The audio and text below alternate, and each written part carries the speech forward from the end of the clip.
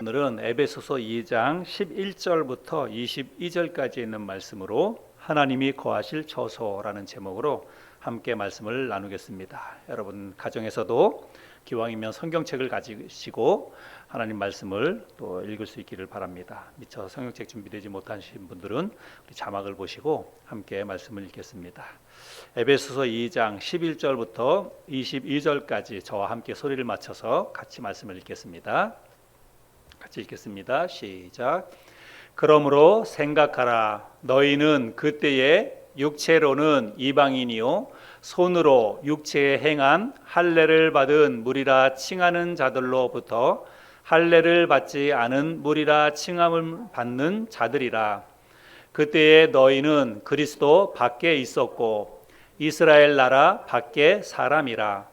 약속의 언약들에 대하여는 외인이요 세상에서 소망이 없고 하나님도 없는 자이더니 이제는 전에 멀리 있던 너희가 그리스도 예수 안에서 그리스도의 피로 가까워졌느니라. 그는 우리의 화평이신지라.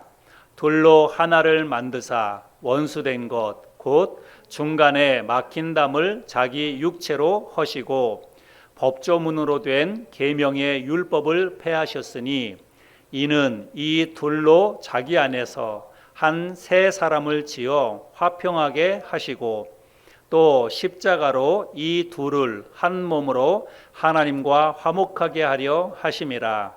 원수된 것을 십자가로 소멸하시고 또 오셔서 먼 데 있는 너희에게 평안을 전하시고 가까운 데 있는 자들에게 평안을 전하셨으니 이는 그로 말미암아 우리 둘이 한 성령 안에서 아버지께 나아감을 얻게 하려 하심이라. 그러므로 이제부터 너희는 외인도 아니요 나그네도 아니요 오직 성도들과 동일한 시민이요 하나님의 권속이라. 너희는 사도들과 선지자들의 터 위에 세우심을 입은 자라. 그리스도 예수께서 친히 모퉁이 돌이 되셨느니라. 그의 안에서 건물마다 서로 연결하여 주 안에서 성전이 되어가고 너희도 성령 안에서 하나님이 거하실 처소가 되기 위하여 그리스도 예수 안에서 함께 지어져 가느니라. 아멘. 여러분 요즘 날씨가 정말 너무 많이 덥죠. 오늘 아침에도 교회에 왔는데 예배당의 온도가 36도 이렇게 찍혀져 있습니다. 지금도 에어컨을 틀어놨지만 30도 밑으로 잘 내려가지 않는 것 같습니다. 연일 폭염이 계속되고 있는데 여러분 건강 관리 잘 하시기를 바랍니다. 그런데 지금 또 중국이나 인도에서는 또 홍수와 또 폭우로 인해서 난리가 났습니다. 많은 사람들이 목숨을 잃었고 또 수많은 그런 재산 피해가 일어나기도 하고 그랬습니다. 또 미국에서는 엄청난 그런 또 산불 피해가 일어나기도 하고 하여간 전 세계가 이상 기후로 인해서 참 큰 어려움을 겪기도 하고 그렇습니다. 이럴 때면 요즘은 코로나 때문에 우리가 극장가도 썰렁하고 그렇긴 하지만 꼭 이런 상황이 되면 지구 종말을 다룬 그런 영화들이 개봉이 되고 또 그런 영화들이 인기를 얻기도 하고 그렇습니다. 여러분 만약에 지구의 종말이 온다면 그래서 극소수의 사람들만 우주선을 타고 다른 행성으로 옮겨가게 된다면 여러분 어떤 일이 일어날까요? 난리가 나겠죠. 우주선에 탑승하지 못한 사람들은 정말 난리가 날 것입니다. 우리 가족 중에서도 누군가는 탑승하고 또 누군가는 탑승하지 못하는 그야말로 비극적인 그런 상황들이 일어나기도 하고 그렇겠지요. 제가 오늘 본문 말씀을 읽고 준비하는데 갑자기 그런 장면들이 머릿속에서 연상이 좀 되었습니다. 지난주에 나눈 말씀에 이어서 오늘도 바울은 에베소 성도들에게 그들이 과거에 어떤 상태에 있었는지에 대해서 설명을 합니다. 그들이 예수 그리스도로 말미암아서 구원받기 이전에 그들은 이방인이요 무할례자였다라고 말씀합니다. 오늘 본문 말씀 11절인데요. 11절 말씀을 다시 한번 볼까요?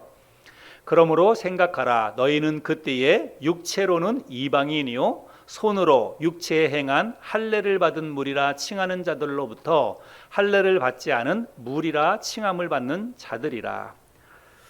여러분, 당시의 유대인들은 선민의식을 가지고 있었습니다. 선민의식이라고 하는 것은 자기들만 하나님으로부터 선택받은 민족이다라고 하는 그런 생각이죠. 그리고 자기들만 하나님으로부터 선택받은 그 민족이라고 하는 표시가 할례에 있다라고 그들은 그렇게 믿었습니다. 그래서 이방인들을 향해서 뭐라 그랬냐면 저들은 할례 받지 못한 무할례자들이다 이렇게 이야기하면서 하나님으로부터 선택받지 못한 버림받은 민족이다, 이런 생각을 유대인들이 가지고 있었다는 것입니다. 그런데 사도 바울은 그런 유대인들의 생각이 잘못되었다라고 하는 것을 깨달았어요. 그래서 사도 바울이 그런 것들을, 잘못되었다라고 하는 것들을 이제 다른 서신서에서 보면 그런 말씀들을 가르치는 내용들이 있습니다. 로마서 2장 28절 29절 말씀에 보면 무릇 표면적 유대인이 아니요 표면적 육신의 할례가 아니니라. 오직 이면적 유대인이며 할례는 마음에 할지니 영에 있고 율법 조문에 있지 아니한 것이라. 그 칭찬이 사람에게서가 아니요 다만 하나님에게서니라. 또 로마서 3장 29절 30절에 보면 하나님은 다만 유대인의 하나님이시냐 또한 이방인의 하나님은 아니시냐 진실로 이방인의 하나님도 되시느니라. 할례자도 믿음으로 말미암아 또한 무할례자도 믿음으로 말미암아 의롭다 하실 하나님은 한 분이시라. 이 말씀에 보면 어떤 혈통이라든지 혹은 할례를 통해서 그들이 하나님 나라의 백성이 되는 것이 아니라고 바울이 이야기하고 있다는 것입니다. 그래서 하나님 나라의 백성이 되는 것은 오직 믿음으로 말미암아, 혈통이나 할례나 이런 것과는 상관없이 오직 믿음으로 말미암아서 하나님 나라 백성이 된다, 바울이 그렇게 가르치고 있습니다. 그런데 당시의 유대인들뿐만이 아니라 오늘날에도 당시 유대인들과 비슷한 생각을 가지고 있는 사람들이 많이 있습니다. 예를 들어서 어떤 사람들은 나는 모태신앙이다 이렇게 이야기하는 사람들이 있습니다. 근데 여러분, 모태신앙이라고 하는 말은 그건 성경적이지 않습니다. 모태신앙은 어머니 뱃속에서부터 신앙을 가지고 태어났다고 하는 말인데 그거는 당시 유대인들이 가지고 있던 혈통적으로 우리는 아브라함의 후손이다 이 생각과 똑같은 거예요. 그런데 성경은 모든 사람이 죄를 범하였다라고 말씀하고 있습니다. 태어날 때부터 우리는 죄인의 모습으로 태어난다라고 하는 것입니다. 그래서 유대인이나 헬라인이나 할례자나 무할례자나 하나님의 백성이 되는 것은 오직 하나밖에 없습니다. 믿음으로 구원받고 믿음으로 하나님 나라 백성이 되는 것입니다. 그래서 우리가 구원을 하나님의 은혜라고 이야기하는 거예요. 어떤 혈통이라든지 혹은 무슨 할례라든지 어떤 행위를 통해서 구원받는다고 한다면 그거를 은혜라고 표현할 수가 없는 것이지요. 그리고 바울은 또 12절에서는 에베소 교회 성도들을 향해서 이렇게 얘기합니다. 너희가 이전에는 그리스도 밖에 있었고 이스라엘 나라 밖에 사람이었기 때문에 하나님의 약속에 있어서도 너희는 외인이었다 이렇게 말씀하고 있습니다. 12절 말씀을 읽어볼까요? 우리 같이 한 목소리로 한번 읽어보겠습니다. 시작. 그때에 너희는 그리스도 밖에 있었고 이스라엘 나라 밖에 사람이라. 약속의 언약들에 대하여는 외인이요 세상에서 소망이 없고 하나님도 없는 자이더니. 여기 말씀해 보면 그때에 이렇게 말씀하고 있는데 이 그때라고 하는 것은 아직까지 에베소 교회 성도들이 하나님의 은혜를 알지 못했던 그때를 이야기하고 있습니다. 그래서 실제로 이방인들이 하나님의 은혜를 알지 못하고 있었던 그때에 그들은 하나님의 약속에 있어서 외인이다라고 이야기하고 있습니다. 여러분, 하나님의 약속이라는 것이 무엇입니까? 하나님의 약속은 하나님 나라를 기업으로 받는 것을 이야기하고 있습니다. 하나님 나라를 유산으로 상속으로 받는 것을 이야기하고 있습니다. 그래서 그런데 그 에베소 교회 성도들이 이 하나님의 은혜를 알지 못했던 그때에는 하나님 나라의 유산과 아무 상관이 없다라고 하는 거예요. 하나님의 약속에 있어서는 외인이다, 그 말이 바로 그런 뜻이라고 하는 것입니다. 그래서 그들이 하나님의 은혜, 하나님의 약속과는 아무 상관이 없이 그저 이 세상에서 소망 없는 사람으로 살고 있었던 것이 바로 에베소 교회 성도들이라고 하는 것입니다. 그러나 여러분, 이것은 에베소 지역에 있었던 성도들의 모습만이 아니지요. 오늘날에도 이 땅에 있는 모든 사람들, 하나님의 은혜를 알지 못하고 살아가는 모든 사람들이 지금 바로 그와 같은 상태에서 살고 있다는 것입니다. 과거에 우리도, 나도 예수 그리스도를 믿기 전에, 예수 그리스도를 마음속에 받아들이고 구원받기 이전에는 우리도 하나님 나라와는 아무 상관이 없는 그런 사람들이었다고 하는 거지요. 그렇게 하나님과 아무 상관없이 하나님으로부터 멀리 떨어져 있었던 그들이 이제 하나님과 가까워지게 되었다라고 말씀하고 있습니다. 13절입니다. 또 13절 말씀도 같이 읽겠습니다. 시작. 이제는 전에 멀리 있던 너희가 그리스도 예수 안에서 그리스도의 피로 가까워졌느니라. 여기 멀리 있던 너희가, 이 말은 뭐냐면 하나님과 멀리 떨어져 있었던 너희가, 이런 뜻이죠. 그래서 전에 하나님과 멀리 떨어져 있었던 너희가 이제는 그리스도 안에서 그리스도의 피로 하나님과 가까워졌다라고 말씀하고 있습니다. 그래서 예수 그리스도의 피, 곧 십자가를 통해서 너희가 바로 하나님과 다시 가까워졌다라고 말씀하고 있습니다. 또 오늘 본문 말씀 14절과 16절에서도 그런 말씀을 하고 있는데요. 14절에 보면 그는 우리의 화평이신지라 둘로 하나를 만드사 원수된 것 곧 중간에 막힌 담을 자기 육체로 허시고, 16절에도 보면요, 또 십자가로 이 둘을 한 몸으로 하나님과 화목하게 하려 하심이라 원수된 것을 십자가로 소멸하시고. 그래서 하나님으로부터 멀리 떨어져서 상관없는, 하나님과 원수된 입장으로 살아가고 있었던 그 에베소 교회 성도들을 향해서 이제는 너희가 그리스도를 통해서 그리스도의 피로, 그리스도의 몸으로 인해서 하나님과 가까워지게 되었다라고 말씀하고 있습니다. 그래서 하나님과 너희 사이에 있었던 그 막힌 담을 우리 주님께서 십자가로 소멸했다, 자기 몸으로 그 막힌 담을 허셨다, 이렇게 말씀하고 있습니다. 그래서 여러분, 사람들이 하나님과 가까워질 수 있는 그 길은 오직 한 길밖에는 없습니다. 그리스도를 통한 그 길밖에는 없습니다. 예수 그리스도의 피밖에는 하나님과 가까워질 수 있는 길이 없다라고 하는 것이죠. 사도행전에서도 그것을 말씀하고 있는데요. 사도행전 4장 12절에 보면 다른 이로서는 구원을 받을 수 없나니 천하 사람 중에 구원을 받을 만한 다른 이름을 우리에게 주신 일이 없음이라 하였더라. 그래서 오직 하나님 앞에 가까이 나아갈 수 있는 길은 예수 그리스도 그 한 분밖에는 없다, 그 한 길밖에는 없다라고 성경에서 우리에게 가르쳐주고 있습니다. 이제 에베소 교회 성도들이 예수 그리스도를 통해서 하나님과 가까워지게 되었다라고 바울이 말하고 있는데, 단지 하나님과만 가까워진 것이 아니라 유대인과 이방인인 너희들도 서로 성령 안에서 하나가 되게 되었다라고도 말씀하고 있습니다. 17절 18절 말씀인데요. 또 보겠습니다.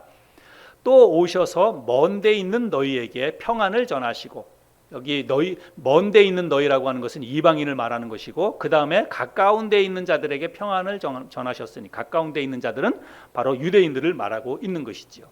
이는 그로 말미암아 우리 둘이, 이방인과 유대인 둘이 한 성령 안에서 아버지께 나아감을 얻게 하려 하심이라. 그래서 과거에는 너희들은 하나님 나라 밖에 있었고 이스라엘 나라 밖에 사람들이었기 때문에 하나님으로부터 멀리 떨어져 있던 사람들이라고 하는 것입니다. 그런데 이제 예수 그리스도의 피로, 십자가로 말미암아서 그 막힌 담을 주님께서 헐어주셨기 때문에 너희가 하나님과도 가까워졌을 뿐만이 아니라 우리 유대인과도 이제 성령 안에서 가깝게 되어서 하나가 되어서 하나님 앞에 나아갈 수 있게 되었다, 그렇게 말씀을 하고 있습니다. 여러분, 이 말씀을 통해서 우리가 하나님 나라 공동체, 교회, 그게 공동체죠. 하나님 나라의 공동체가 교회이죠. 이 교회가 무엇인지에 대해서도 우리가 이 말씀을 통해서 알 수가 있습니다.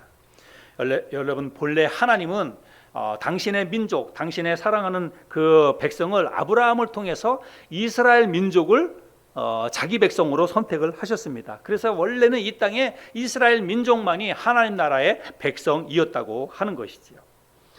다른 이방 민족은 다 하나님 나라 밖의 사람이었습니다. 그런데 예수 그리스도가 하나님과 죄인 사이뿐만 아니라 이스라엘과 이방인 사이에 있었던 막힌담도 헐었습니다. 그래서 혈통이라든지 민족이라든지 이런 모든 막혀 있었던 모든 것을 우리 그리스도께서 그리스도의 십자가를 통해서 다 이 담을 헐었다는 것입니다. 그래서 이제는 누구든지 그리스도 안에만 들어오면 그들이 성령 안에서 모두가 다 하나님 나라의 백성으로 하나가 되게 되었다는 말씀입니다. 그래서 여러분 교회라고 하는 이 공동체를 한번 생각해 보세요. 교회는 남녀노소 빈부 귀천 학연 지원 다양한 사람들이 모이는 곳이 교회 아닙니까? 그런데 그렇게 정말 다양한 사람들이 모이는 이 교회가 여러분 성령 안에서 하나가 된다는 것입니다. 여러분 이게 바로 우리 주님께서 그 모든 막혀있는 담을 다 허셨기 때문에 이게 가능하게 되었다는 말씀입니다. 그래서 교회는 그 어떤 장애물도 그 어떤 것도 담이 될 수가 없다고 하는 것을 우리들이 잘 알아야 됩니다. 교회 안에 들어오면 여러분 그 사람이 얼마나 많이 배웠든 그 사람의 재산이 얼마나 많든 혹은 못 배웠든 가진 게 없든 신체적으로 좀 연약함이 있던 여러분 이런 건 하나도 문제가 되어서 안 된다는 것입니다. 그 모든 것을 뛰어넘어서 우리가 성령 안에서 하나가 되어야 하는 곳이 바로 교회예요.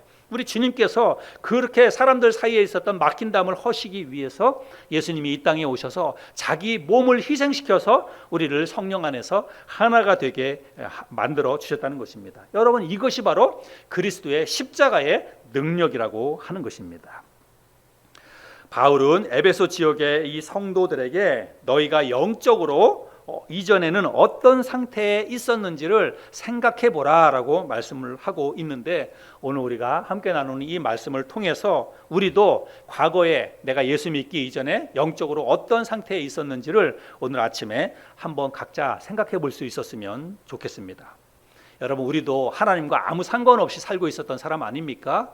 그렇게 하나님과 아무 상관없이 그렇게 하루하루를 살고 소망 없는 그런 삶을 살고 있었던 우리들이었는데 여러분 오늘 아침에 우리가 지금 뭐 하고 있습니까? 하나님을 찬양하고 하나님을 우리가 예배하고 있습니다. 우리가 하나님 나라의 백성이 되어서 우리 안에 부활의 그 소망과 영생의 소망을 가지고 믿음으로 우리가 기쁨 가운데 하루하루를 살아가고 있지 않습니까? 여러분 이게 바로 하나님의 은혜라고 하는 것입니다. 이런 은혜와 축복을 받은 사람들이 바로 우리라고 하는 것입니다. 계속해서 바울은 에베소 지역의 성도들이 이제는 영적으로 너희가 하나님의 은혜 안에 들어오게 되었다라고 말씀하고 있습니다. 과거에는 너희가 하나님과 아무 상관없이 이 세상에서 소망 없이 그렇게 하루하루 살아가고 있었지만 이제는 너희가 영적으로 하나님의 은혜 안에 들어오게 되었다라고 설명하고 있습니다. 19절 말씀에 보면 그러므로 이제부터 너희는 외인도 아니요 나그네도 아니요 오직 성도들과 동일한 시민이요 하나님의 권속이라. 이게 그러므로 이제부터는 이렇게 말씀하고 있는데 여러분 그러므로 이제부터는 이 말은 뭐예요? 이제부터 복음을 듣고 예수 그리스도를 받아들인 이후부터 이제부터 너희는 이런 뜻이죠. 이제부터는 너희가 외인도 아니요 나그네도 아니요 오직 성도들과 동일한 시민이요 하나님의 권속이라 이렇게 말씀하고 있습니다. 이제는 너희가 객이 아니라는 말이에요. 손님이 아니라는 말입니다. 이제부터는 너희가 하나님 나라의 주변인이 아니라 하나님 나라의 당당한 시민이요 하나님 나라의 그 권속이라라고 말하고 있습니다. 여러분 권속은 가족이라는 뜻이에요. 백성이라고 하는 그런 뜻입니다. 이제는 너희가 하나님 나라와 전혀 상관없었던 그런 너희들이었지만 이제 그리스도를 통해서 구원받고 난 이후에 너희는 당당하게 하나님 나라의 시민이 되었고 하나님 나라 백성의 공동체가 되었다, 가족이 되었다 이렇게 말씀하고 있습니다. 여러분 얼마나 감사한 그런 말씀입니까? 그들이 이방인이었고 외인이었습니다. 그런데 이제는 달라지게 되었다는 것입니다. 여러분 이방인과 시민 그리고 외인과 가족 여러분 이거는 정말 하늘과 땅 차이예요. 이거를 우리가 쉽게 이해하려고 하면 여러분 불법 체류 외국인과 그리고 시민권자를 생각하면 이해가 빠릅니다. 여러분 불법 체류하는 그 외국인도 시민들과 같은 땅에서 살아요. 같은 공간에서 삽니다. 그런데 그들은 같은 땅, 같은 공간에서 살지만 그 나라에서 베푸는 그런 모든 그런 어떤 복지 혜택이라든지 시민으로 누릴 수 있는 그런 혜택 같은 거는 하나도 누리지 못합니다. 그런 혜택은 고사하고 늘 어떤 그 불안함 속에서 살아가게 됩니다. 불법 체류자라고 하는 것이 발각이 되면 당장 추방되고 쫓겨나야 되기 때문에 여러분 같은 땅에서 살지만 정말 불안하게 그렇게 하루하루를 살아가는 사람들이 불법 체류자들입니다. 거기에 비해서 여러분 시민은 어떻습니까? 시민은 당당하게 자기의 권리를 요구합니다. 그리고 그 나라에서 베푸는 모든 복지 혜택을 다 받아서 누리게 됩니다. 건강보험, 의료보험, 요즘 그 무료 백신 접종, 여러분 이런 것도 다 받아서 누리게 됩니다. 그런데 불법 체류 외국인들에게는 여러분 이런 혜택이 안 가는 거예요. 그래서 불법 체류하는 그런 외국인과 시민과는 이런 엄청난 차이가 있다라고 하는 것을 우리가 알 수 있죠. 에베소 지역에 있는 이 사람들은 이방인이었습니다. 불법 체류 외국인이었다는 것입니다. 그런데 이제 그들이 하나님 나라의 백성이 되어서 하나님 나라의 모든 복지 혜택을 다 누리게 되었다라고 말씀하고 있습니다. 여러분 이게 얼마나 감사한 일입니까? 하지만 하나님 나라의 시민이요 권속이 된 사람들에게는 여러분 혜택만 있는 것이 아닙니다. 시민으로서 누릴 혜택도 있지만 시민으로서 지키고 또 살아가야 할 의무도 있다라고 하는 것을 바울이 말씀하고 있습니다. 너희가 이제는 하나님 나라의 거룩한 공동체 백성이 되었다. 그렇기 때문에 너희들은 이제부터는 그 시민답게 하나님 나라의 시민답게 살아야 된다라고 하는 것을 바울이 말씀하고 있는데, 바울이 비유를 들어서 잘 이해하기 쉽게 하기 위해서 건물에 비유해서 설명을 합니다. 집에 비유해서 설명을 하는데요. 20절부터 22절까지 있는 말씀입니다. 우리 같이 한번 또 말씀을 읽어보겠습니다. 너희는 사도들과 선지자들의 터 위에 세우심을 입은 자라. 그리스도 예수께서 친히 모퉁이 돌이 되셨느니라. 그의 안에서 건물마다 서로 연결하여 주 안에서 성전이 되어가고 너희도 성령 안에서 하나님이 거하실 처소가 되기 위하여 그리스도 예수 안에서 함께 지어져 가느니라. 여기 말씀해 보니까 너희는 사도들과 선지자들의 터 위에 세우심을 입었다 이렇게 말씀하고 있지요. 여러분 이 말이 무슨 뜻입니까? 여러분 이 말은 사도들과 선지자들이 전해준 복음, 하나님의 말씀이 기초가 되었다, 터가 되었다 그런 뜻이에요. 그리고요 이 말씀에서 예수 그리스도께서 친히 모퉁이 돌이 되었다라고 말씀하고 있죠. 여러분 건물에 있어서 모퉁이 돌이 어떤 것인지 여러분 아시죠? 건물을 지을 때 이 모퉁이 돌이라고 하는 것은 그 건물의 어떤 크기를 결정하는 것입니다. 그리고 그 건물의 어떤 방향을 결정하는 거예요. 모퉁이 돌이 어떤 방향으로 놓여 있느냐에 따라서 나중에 집을 지으면 그 집이 남향이 될 수도 있고 동향이 될 수도 있고 그렇다는 것입니다. 그리고 그 건물의 기본적인 안전도 다 이 모퉁이 돌과 연관이 되어 있습니다. 그래서 건물에 있어서 가장 중요한 것은 바로 그 모퉁이 돌이라고 이야기하는 것입니다. 여러분 이 말씀을 통해서 우리가 또 하나님 나라의 공동체인 교회의 기초가 무엇인지 우리가 그것을 알 수가 있습니다. 여러분 교회는 모퉁이 돌인 예수 그리스도와 사도들과 선지자들이 전해준 하나님의 말씀, 여러분 그것이 기초가 되어서 세워지는 것이 바로 교회라고 하는 것입니다. 여러분 한 교회가 세워질 때 물론 사람들이 기도하고 준비하고 건물을 얻고 건물을 예배당을 세우고 그렇게 해서 사실은 교회가 개척이 됩니다. 그래서 우리가 잘못 생각하면 사람들이 교회를 세운다 이렇게 생각할 수 있어요. 그러나 여러분 그렇지 않습니다. 그거 건물을 얻고 예배당을 건축하고 여러분 이런 거는 그냥 건물을 준비하는 것입니다. 교회 예배당을 준비하는 것이지 그렇게 한다고 해서 그게 교회가 세워지는 것은 아니라고 하는 것을 우리들이 알아야 됩니다. 교회는 어떻게 해서 세워지느냐? 사도들과 선지자들이 전해준 말씀 뭐예요? 복음이에요. 복음을 듣고 예수 그리스도를 영접한 사람들이 하나둘씩 모여서 교회가 시작되는 것입니다. 그래서 교회는 복음의 말씀을 듣고 구원받은 그리스도인 한 사람 한 사람이 서로 모여서 교회가 시작이 되게 된다는 것입니다.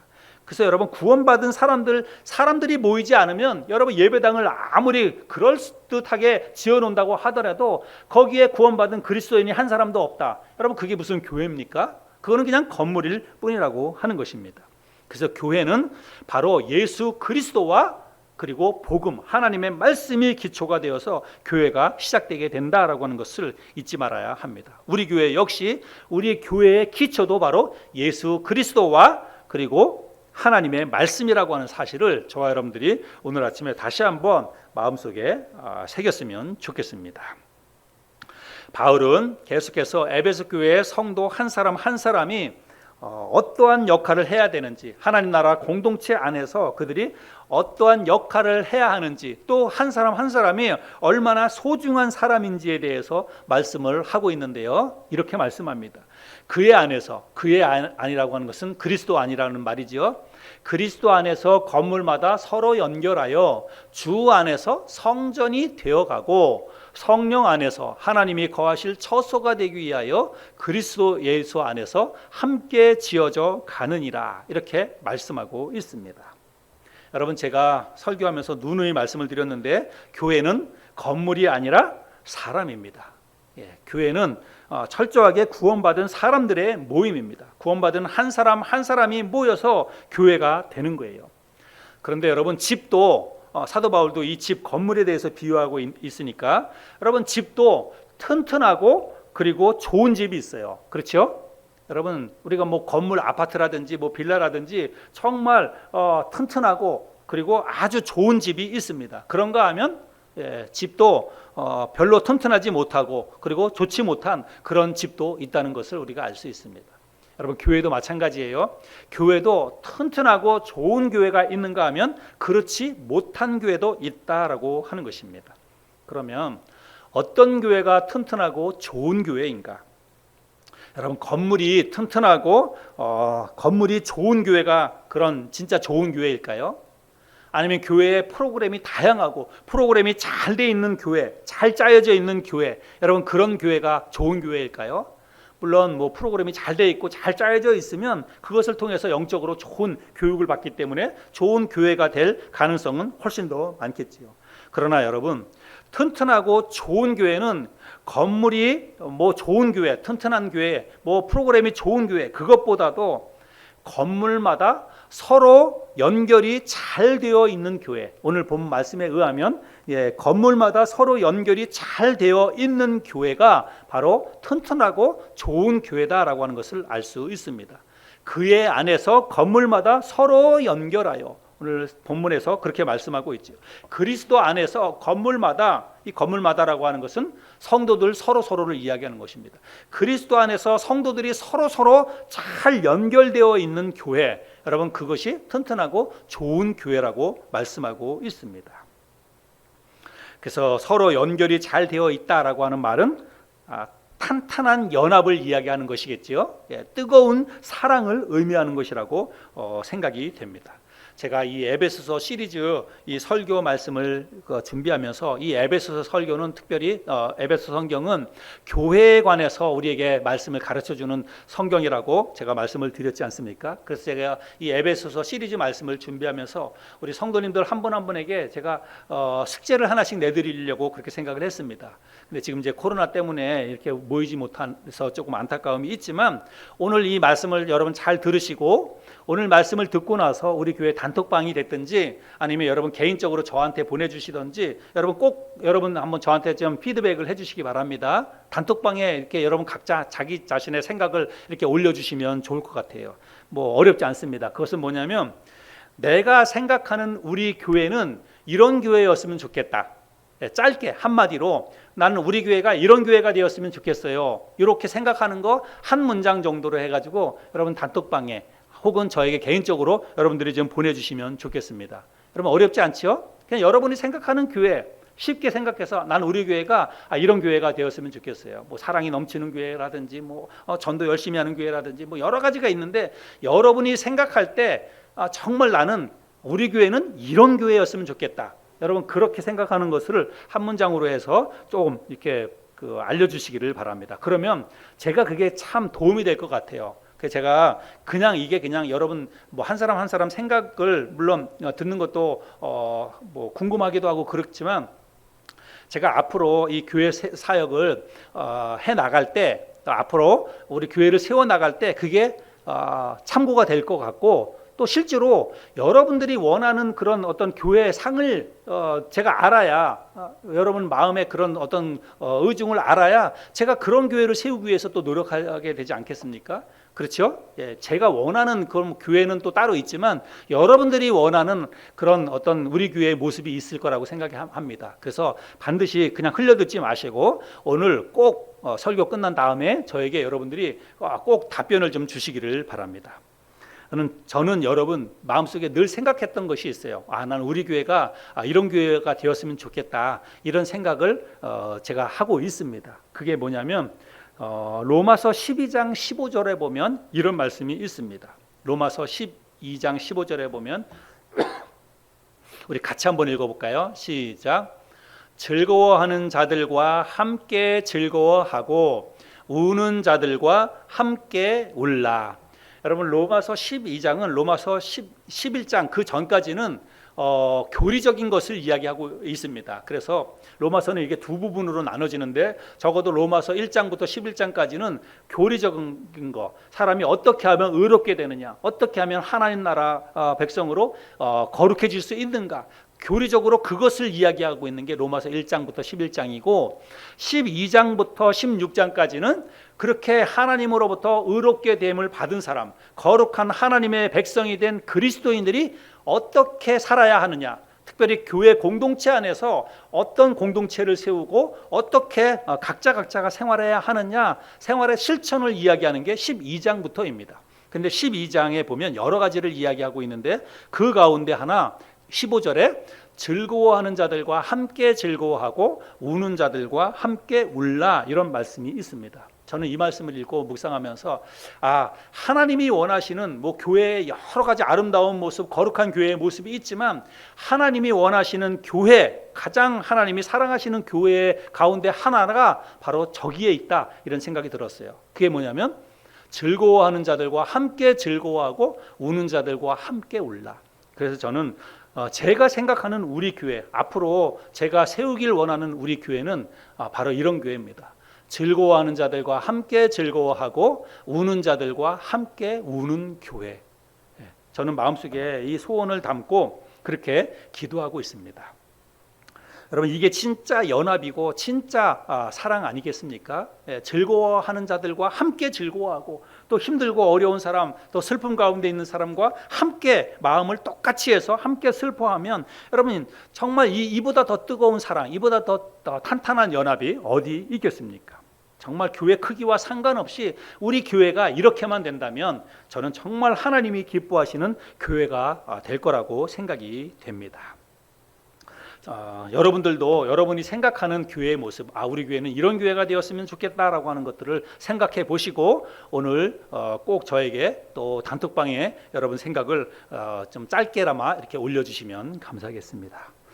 마지막으로 오늘 이 말씀에서 빼놓을 수 없는 중요한 말씀이 하나가 있습니다. 그것은 뭐냐면 하나님이 거하실 처소가 되기 위하여라고 하는 것입니다. 22절 말씀에 그런 말씀이 있죠. 너희도 성령 안에서 하나님이 거하실 처소가 되기 위하여 그리스도 예수 안에서 함께 지어져 가느니라. 여러분 교회의 가장 큰 소원과 비전은 저는 바로 이거라고 생각이 됩니다. 하나님이 거하실 처소가 되는 것. 교회의 목표, 교회의 비전, 여러분 그것은 교회 사이즈를 넓혀가고 사람들을 늘려가고 이런 것보다도 교회가 거룩한 하나님 나라의 백성 공동체로서 하나님이 거하실 처소로 자라가는 것, 여러분 그것이 바로 교회의 가장 중요한 목표가 되어야 된다, 목적이 되어야 된다, 저는 그렇게 생각이 됩니다. 아무리 여러분 사람들이 많이 모이고 그 안에 좋은 프로그램이 많이 있다 할지라도 여러분 그 모든 것들이 사람들을 위한 것이라면, 또 사람들만의 잔치로 끝나버린다면 여러분 그것이 하나님과 무슨 상관이 있겠습니까? 교회는 철저하게 하나님이 거하실 거룩한 처소가 되어야 합니다. 바울은 이와 같이 이 거룩한 목표, 이제 에베소 교회 너희들도 하나님이 거하실 처소가 되어야 된다. 너희 교회도 하나님이 거하시는 거룩한 처소로 너희가 아름답게 세워져 가야 되고 또 지어져 가야 된다라고 말하고 있는데, 바울이 이렇게 에베소 교회 성도들에게 거룩한 교회 공동체의 목표를 제시함에 있어서 사도 바울이요 현재 진행형 동사를 사용하고 있다는 것입니다. 현재 진행형 동사는 두 곳에 쓰여져 있는데 그거는 뭐냐면 첫 번째로는 22절에 이야기하고 있는데 너희도 성령 안에서 하나님이 거하실 처소가 되기 위하여 그 21절에 먼저 그의 안에서 건물마다 서로 연결하여 주 안에서 성전이 되어가고 주 안에서 성전이 되어가고 이렇게 말씀하고 있고요. 그 다음에 22절에서는 너희도 성령 안에서 하나님이 거하실 처소가 되기 위하여 그리스도 예수 안에서 함께 지어져 가느니라. 그래서 하나님이 거하실 처소가 되기 위하여 함께 지어져 가느니라 이렇게 말씀하고 있어요. 그래서 주 안에서 성전이 되어가고 그리고 함께 지어져 가느니라 이렇게 말씀하고 있습니다. 그래서 여러분 교회는요, 이 땅의 교회는 완벽한 교회가 없습니다. 또 이 땅의 교회가 완성된 교회는 하나도 없습니다. 모두가 다 지어져 가는 거예요. 모두가 다 되어 가는 것입니다. 오늘보다 내일이, 내일보다 그 다음 날이 조금씩 더 거룩한 삶의 모습으로 또 완성된 모습으로 주님이 이 땅에 오시는 그날까지 교회가 계속해서 공사해 나가는 것입니다. 조금씩 보완해 가면서 또 부족한 것을 메꿔가면서 교회가 조금씩 더 자라가는 거예요. 그래서 함께 지어져 가고 함께 되어가는 것, 그것이 바로 교회라고 하는 것입니다. 부족한 사람들이 모여서 서로를 도와주면서 함께 손잡아주면서 함께 위로하면서 함께 지어져 가고 함께 세워져 가는 것, 그것이 바로 하나님이 이 땅에 세우신 교회의 모습이라고 하는 것입니다. 저는 우리 교회가 이런 교회가 되었으면 좋겠습니다. 주 안에서 하나님이 거하실 처소가 되기 위해서 함께 지어져 가는 교회, 함께 웃고 함께 울면서 서로의 부족한 부분을 채워가면서 주 안에서 함께 자라가고 함께 지어져 가는 그런 아름다운 하나님 나라의 공동체, 그런 교회가 되었으면 좋겠습니다. 여러분, 저와 함께 그런 교회를 세우기 위해서 기도하면서 또 성도 서로를 돌아보고 힘써서 사랑과 선행을 격려하면서 우리가 함께 손잡고 함께 아름다운 교회를 세워나갈 수 있는 저와 여러분 모두가 될 수 있기를 바랍니다.